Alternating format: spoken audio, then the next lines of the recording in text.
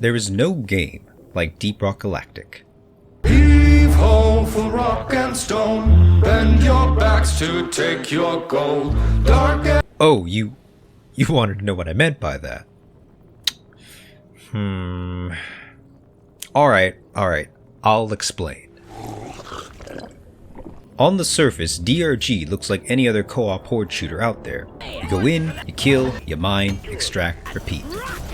But even then, that is a gross simplification of what DRG is. Now, let's be honest. Over these past few years, the quality of co-op games has been...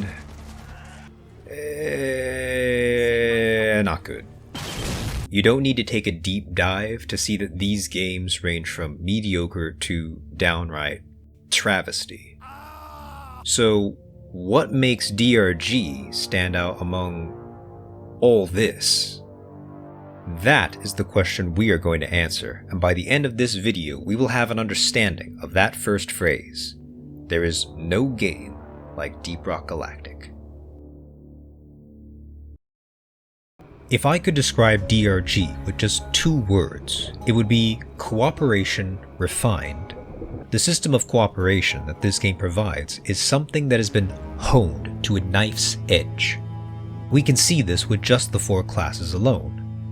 A typical crew consists of the following roles: Gunner, Engineer, Driller, and Scout, each with their own areas of expertise. Gunners can lay down heavy fire with their arsenal of big guns, and can handle some of the toughest enemies in the caves. They also have access to portable shields, which provides a temporary defensive dome for you and your teammates. Engineers excel at tactical combat, from securing caves with their arsenal of automated turrets to deploying platforms for easier traversal. Drillers are the best when it comes to crowd control, explosives, and excavation, while scouts are unmatched when it comes to their grapple hook mobility and flare guns for powerful lighting. Most importantly, however, each class has certain weaknesses. Gunners may be tough, but even they can eventually be overwhelmed by hordes of bugs. Engineers need time to set up turrets and platforms, which is tougher to do if you are blindsided. Drillers excel at close-quarter combat, but can struggle against ranged threats.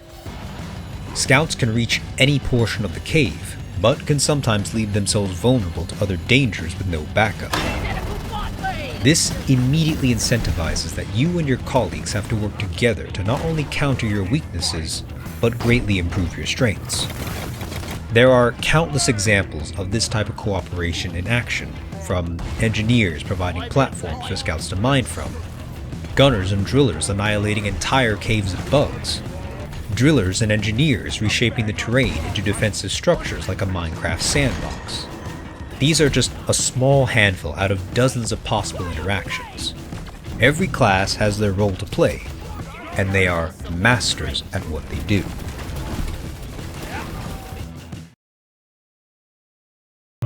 So, how does this level of cooperation make DRG fun?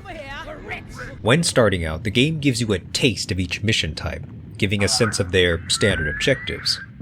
Some are simple mining missions that require you to find a particular mineral or retrieve some alien eggs.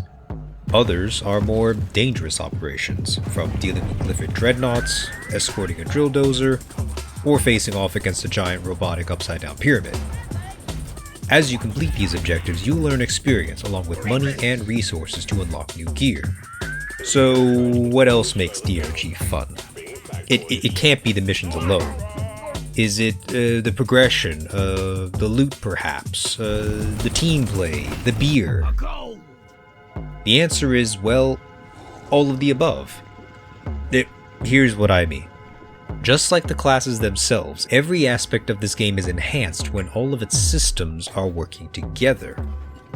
While gathering footage for this video, I came across a mission that perfectly demonstrated how this cooperation makes the game fun. Throughout this salvage mission, I witnessed this cooperation occur like clockwork. Whether we were finding parts for the mules, navigating the cave, or dealing with swarms of bugs, each of our talents complemented each other. Perhaps the most iconic example of all this was when we had to defend an objective in a very difficult position. This is what it looked like before, and this is what it looks like now. This view perfectly showcases how all of our combined skills came together to transform what was a terrible spot into a defensible fortress. It was our collective efforts that turned what would have been an unwinnable situation into a smooth operation. This here is why missions are satisfying, because each of them allows all the classes to shine in their respective roles. No contribution is wasted, and every effort is valued. Cooperation just feels good. It feels good seeing everyone's combined efforts in accomplishing a single goal. And in turn, these successful missions lead to greater rewards, which means more money and resources in your pocket, which you use for improving your class or investing in the latest mining fashion. And this is on top of the other rewards to earn just by playing the game. It is this simple loop that creates experiences you can enjoy over and over and over again. Now, this wouldn't be a DRG video if I didn't talk about the final component that makes this game special. Community. Specifically, the DRG community. This game would not be what it is today without the help of its players. This may not apply to everyone, but I can take a guess that most people's introduction to Deep Rock Galactic was not through game trailers or the Steam page, but by simple word of mouth. It was a game you kept hearing on everyone's lips. You didn't really know what this game was. All you knew for certain was that this was a fun game that everyone and their mothers were enjoying. Sooner or later, you would give the game a try, and the rest after that is history. DRG has demonstrated the truly unique ability of turning strangers into comrades. But you're probably thinking, but Baron, that's every co-op game out there. Well, yes and no. Yes, in every other co-op game you have to work together to succeed, but for the most part, the cooperation stops once the assignment is done. You work together, complete the objective, then part ways. However, in DRG, camaraderie and team building is not limited to just the mission. It is a constant throughout the entire game.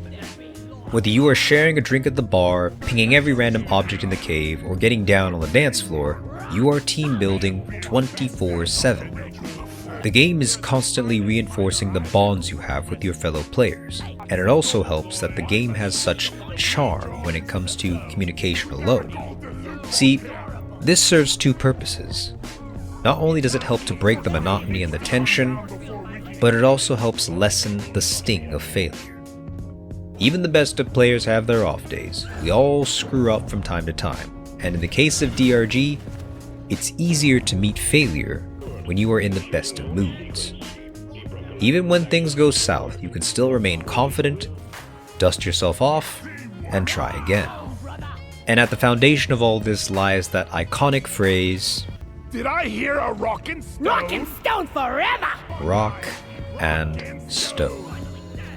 To the uninitiated, the motto of Deep Rock Galactic. To others, the very heart and soul of this game. Rock and stone is the glue that binds everything we have discussed so far. To those who have played DRG long enough, these three words are more than just a motto. It's an idea, a way of life that every player embodies in one way or another. It represents everything, from a helping hand, Rolling stone! defiance in the face of danger, good fortune, Down everyone! a little bit of insanity, Rockin' stone! I need it! and triumph. Regardless of how you rock and stone, it's the phrase that unites us all as one. This is one of the definitive reasons why the player base has such a famous reputation of being one of the most helpful, supportive, and equally unhinged of gaming communities. Now, there is one more piece I almost forgot to mention. None of this would be possible without the expertise and vision of the creators of Deep Rock Galactic, Ghost Ship Games. The premise of DRG as it is would have been a good game, but it's the charm, detail, and polish brought by the devs that elevated to a spectacular game. A game that has enthralled the hearts and minds of its players, constructed an enriching gameplay experience, and has established a vibrant and thriving community.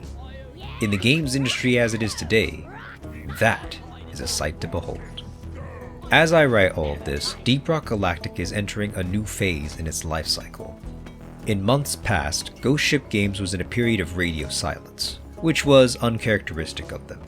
We didn't know what they were up to until they revealed their newest major projects, Deep Rock Survivor and Rogue Core, two completely new games set in the world of Deep Rock Galactic. There are other videos, posts, and live streams from the devs themselves that have covered this topic far better than I can. But the short and sweet of it is that Rogue Core is a passion project of theirs that started out as a DRG update, but has grown into something much more.